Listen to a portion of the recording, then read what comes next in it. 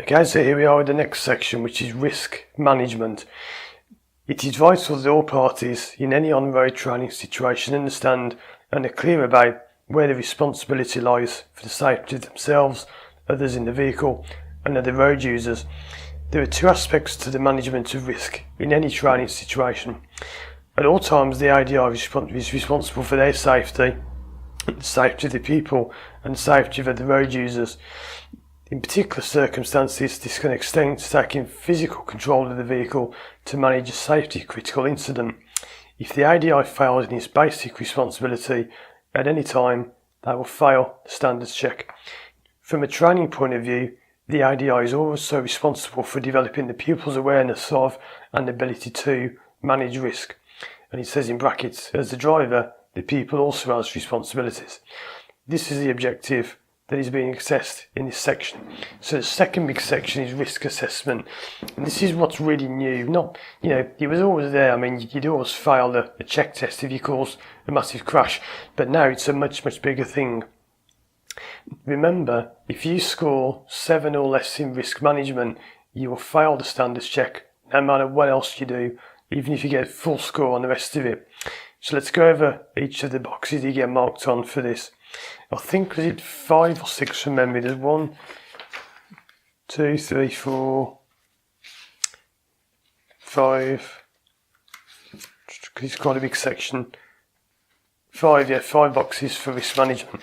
So let's go over these. Did the trainer ensure that the people fully understood how the responsibility for risk will be shared? So it says the balance of responsibility between the people and the ADI will inevitably vary in different circumstances. For example, compare the following two scenarios. A. The people in the very early stages of their training in a car fitted with dual controls. In this situation, it might be reasonable for an ADI to start a lesson by saying something like, at all times, this is really good, this tells you pretty much what you've got to say. You haven't got to read it out as a script, but it gives you a good idea of what you should be saying. So, at all times, I expect you to drive as carefully and responsibly as possible.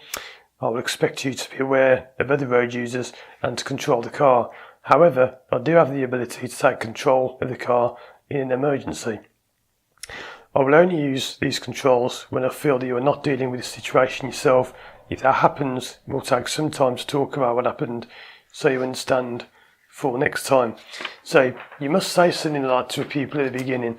I mean, I said something along the lines of, over the last few lessons, I've asked you to be responsible for keeping us safe and other road users safe. So you're still happy with that, to do that today? And then people said, yeah. And I then went on to say, how about today if we had something, and that is even if things go wrong, so let's say for example you stall, I'm not going to help you unless there's a real risk to us or another road user. So, or if you ask for help. So what I'm saying to my people is I want you to do everything, and even if something goes wrong, you've got to fix it, and I'm not going to help you, but I will use the dual controls if I need to. It's really important you must mention the dual controls. You will be marked down if you don't make any mention of the dual controls. Now, we did say earlier on that you don't have to kind of fake this, they know you've been working together for a while, but you must mention the fact you've got dual controls. You don't have to, I've done another video on this again, but you don't have to make it like as blunt as, I've got dual controls. Put it into the conversation. So you say, I want you to be responsible for our safety, but I can use the dual controls if needed. And he then goes on to say, the people who has passed their driving test but has asked you to give them some additional training in their own car, which is much bigger and more technically advanced than the one they learnt in. In this situation, an ADI may say something like, you've passed your test and I'll therefore assume that you're taking full responsibility for our safety. I will be talking to you from time to time, but I will try to keep that to a minimum so I don't distract you. If I am quiet, don't worry. That just means I'm comfortable with what you're doing. I will of course let you know if I see any risk that you appear to have missed. That's what I said to my people. I said, look, the quieter I am, the better. So if I'm not speaking for a long time, please understand that's a big vote of confidence in your ability. But you must tell them what you want them to do. If you drive off and you haven't even mentioned this, you're going to make massive mistakes and lose loads of marks on risk management. You must tell the people what role you want them to play and what responsibility they have. So if you want them to do all the roundabouts, tell them that. If you want them to do all the crossroads, tell them that. You must make sure that they understand what their roles and responsibilities are.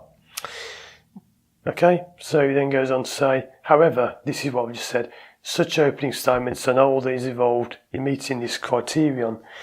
The ADI should be managing this process throughout the lesson.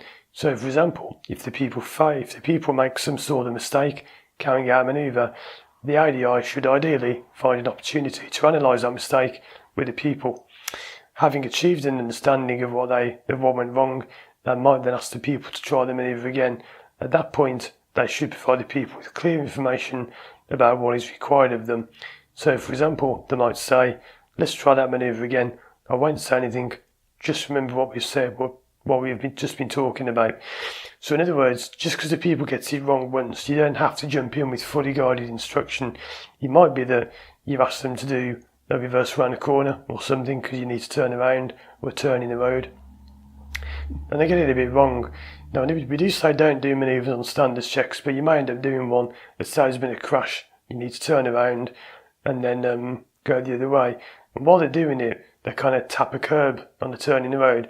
You might say to them, okay, we'll go somewhere quiet, we'll try that again, but I think you know what's going on. It's not something you normally get wrong. Let's try it again. And you try it again, and they do it fine. So what it's saying is you don't have to just constantly be telling them, do this, do this, do this. You can change throughout the lesson. It may be that they do something wrong. You know that they normally do wrong. You don't have to pull over, make a massive song and dance of it, do a whole briefing on it, and change the entire lesson just because of that. If it's a little mistake, you can say, okay, that wouldn't be wrong. What went wrong? And they might say, my foot slipped on the clutch. Yeah, that's fine. It's not a risk management issue if it's just a one-off mistake. That's what it's saying here. And it says, on the other hand, the instructor, they might want to take back a bit of control, and they might say, let's try that again. I'll talk through it this time. Just follow my instructions.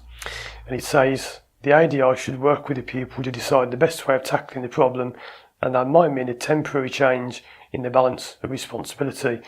The important thing to know is that the people knows what is expected of them. So that's what's important. You can't just say to people, do another turn in the road. Why? Well, that last one you did hit the curb a bit. So try another one on your own, but I think you can do it. I won't say anything. So you're constantly refreshing and resetting the level of instruction. You're telling them what you're going to do. It's no good saying to them, let's try another turn in the road. Then halfway through you start talking through it and you haven't told them you're going to do that.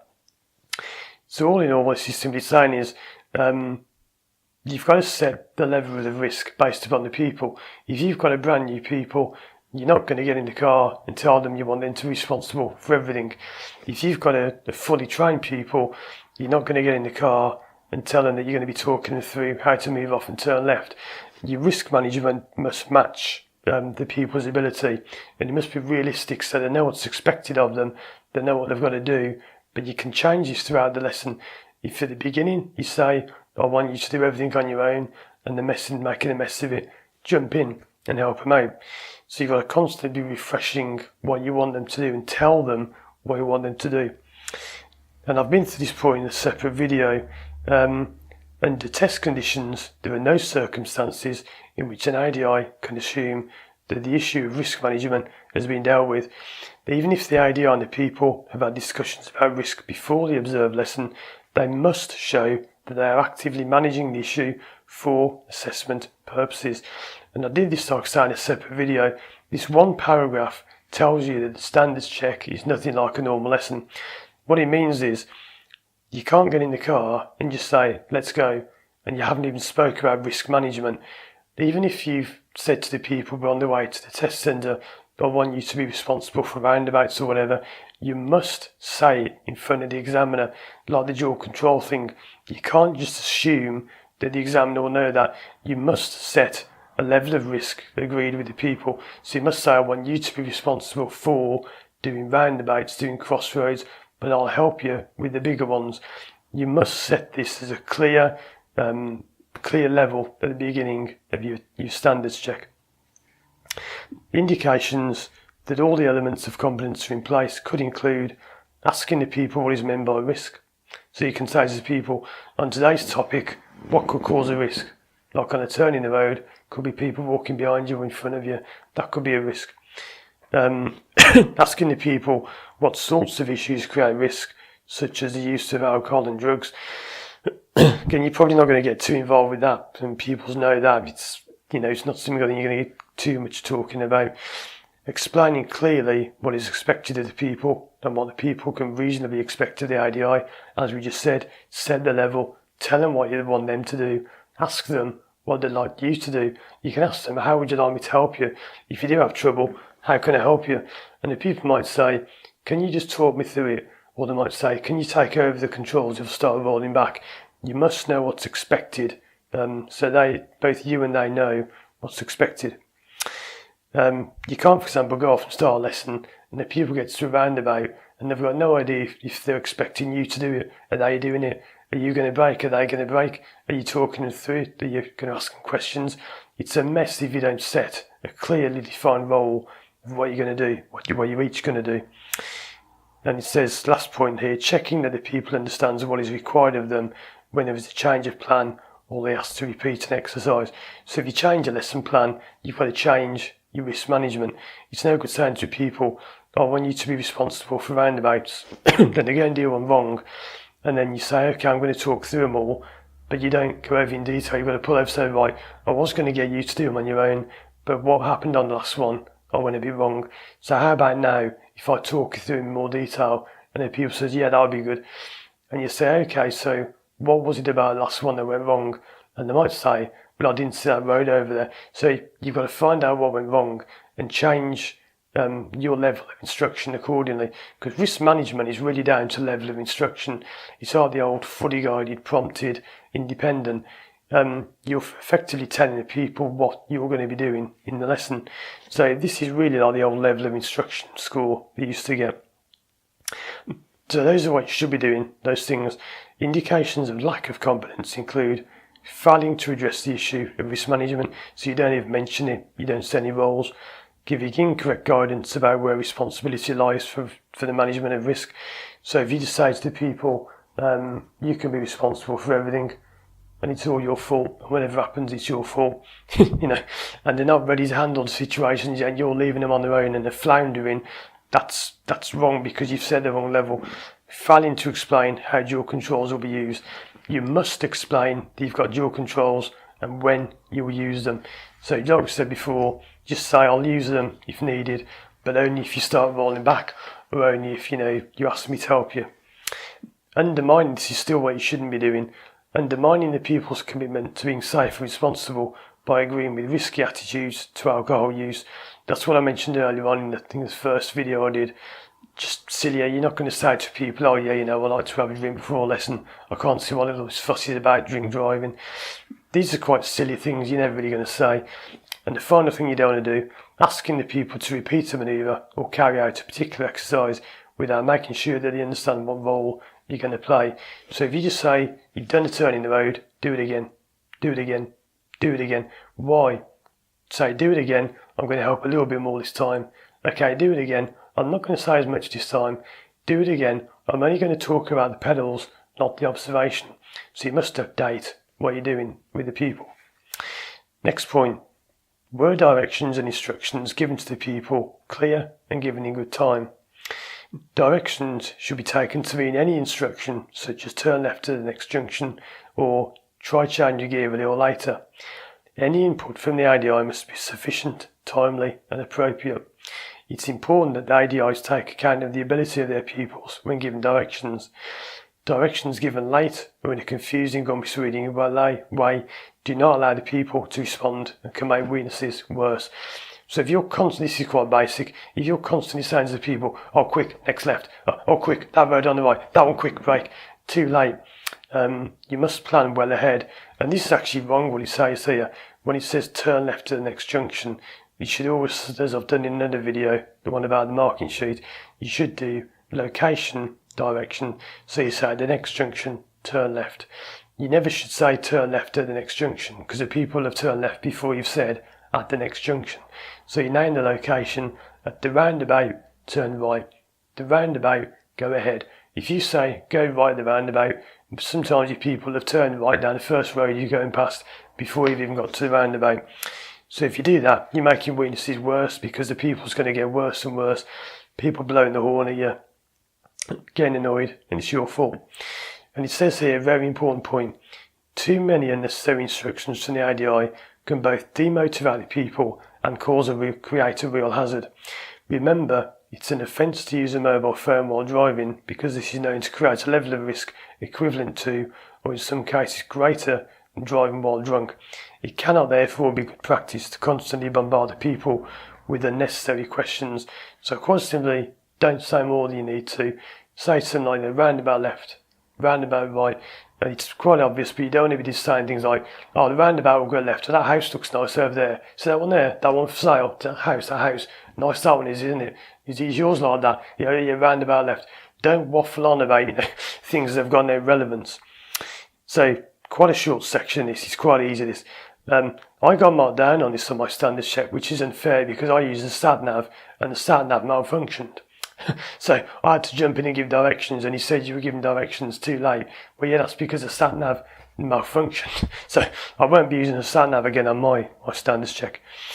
Indications that all the elements of competence are in place could include clear, concise directions, like we said, ensuring the people understands what they plan to do and agrees with that plan. So you don't say roundabout left, oh no, roundabout right, oh no roundabout left, roundabout ahead, no roundabout left. Make it clear and concise, and make sure, get the people to repeat it. When you say roundabout left, the people says roundabout left. They confirm that they've heard you. Final thing you should be doing, directions given at a suitable time so that people can respond, like we just said. Indications of a lack of competence include giving confused directions, which is giving directions too late, giving unnecessary directions, or failing to recognise when your input is causing overload or confusion, as we just said. I've mentioned those in the previous points. Next point, was the trainer aware of the surroundings and the pupil's actions? Very, very short, this one, the shortest section of them all. This question lies at the heart of the ADI's professional skill. They should be able to take in the outside world, observe the actions of the pupil, including comments and body language, judge whether those actions are suitable in any given situation, and respond accordingly. Any serious lapse in this area are likely to lead to a zero marking. So if you don't notice that the cars behind getting too close, if you don't notice that they're being aggressive, you just got to simply be aware of your surroundings and the people's actions. Is what they're doing putting you in danger at all? If it is, obviously you need to sort that out. It's quite simple. It's what we've already said again. It's the same thing, but you get marked specifically on this point if you simply don't really notice what the people's doing. If you don't notice that motorbike next to you and the people doesn't, and you nearly hit them, it's very, very basic. As he says, it lies at the heart of your professional skill, just being aware of what's going on around you. Was any verbal or physical intervention by the trainer timely and appropriate? The overall approach should be client-centred. Again, remember that there is a fine balance between giving enough input and giving too much. And this is one of the things, every instructor I've ever met struggles with. You don't want to over-instruct, but you don't want to under-instruct. You've got to get that fine balance, and this is something I won't go over in this video. This is a different skill. But you don't want to talk too much, you don't want to talk too little. When stationary, it will be expected that inputs and interventions will take the form of a dialogue with the people. In the moving car environment, an ADI remaining silent and signalling their confidence in the people through their body language, it's just as much a coaching input as asking a stream of questions. So quite simply, what that's saying is, like I said before, again sounding, if you sit quiet and you've said to the people, I'm going to sit quiet, that's a valuable input. That's every bit as important as giving them instruction by saying turn left, turn right, press the clutch, press the gas. If you can sit back and be quiet with the people, that's a big vote of confidence for the people. So the final part about risk management, it says clearly the most important interventions are those that manage risk in a moving car. We would expect an ADI to point out situations in which a risk or hazard might arise to their people. However, direct intervention by the ADI to prevent a situation escalating may be needed. This criterion is primarily about the ADI's response in those situations. Indications that all the elements of competence are in place could include intervening in a way that actively supports the pupil's learning process and safety during the lesson. So in other words, if you need to step in, step in. You might have said to them at the beginning, I'm not going to use module controls, but then you don't just let a crash happen because you've said you're not going to use dual controls. You must intervene, forget that, jump in if you need to. These are again the things you need to do to get a good score. Allowing the people to deal with situations appropriately. So if they can handle it, it's like if they stall and they've just got to turn back on. You shouldn't panic and do all that quick, brake, put the hand back on, clutch down quick, turn on. If they're able to handle a situation, let them handle it. Again, like I said just now, the less you say, then that's a big sign, big vote of confidence in the pupil's ability. Taking control of the situation where the pupil is clearly out of their depth. So the opposite of what I just said, if you get a pupil who is coming to a massive roundabout, they don't know what they're doing, maybe you've misjudged their ability, you've got to get in there, jump in, take over, explain it later, talk about it later, sort the problem out now. Indications of lack of competence include ignoring a developing situation and leaving the pupil to flounder.